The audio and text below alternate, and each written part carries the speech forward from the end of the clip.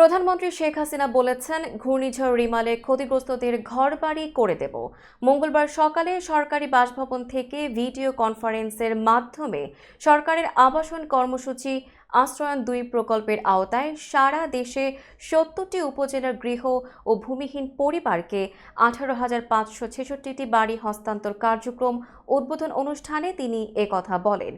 প্রধানমন্ত্রী শেখ হাসিনা আরও বলেন, জাতির পিতা বঙ্গবন্ধু স্বপ্ন দেখেছিলেন দুঃখী মানুষের মুখে হাসি ফোটানোর। সেই স্বপ্ন বাস্তবায়ন করা আমাদের কর্তব্য। বাবার পদাঙ্ক অনুসরণ করে নিজেকে জনগণের সেবক হিসেবেই মনে করি। আশ্রয়ণ প্রকল্পে যারা পুনর্বাসিত হয়েছে তাদের মাঝে আত্মবিশ্বাস, আত্মমর্যাদাবোধ ফিরে এসেছে। দেশকে উন্নত করতে এটাই সবচেয়ে প্রয়োজন। প্রধানমন্ত্রী বলেন, প্রাকৃতিক দুর্যোগে যারা ক্ষতিগ্রস্ত তাদের পাশে সবসময় আছি, থাকব। তাদের চিন্তার কোনো কারণ নেই। প্রত্যেকের ঘরের ব্যবস্থা করে দেব। যারা ঘর পাচ্ছেন এটা এখন তাদের নিজেদের সম্পত্তি।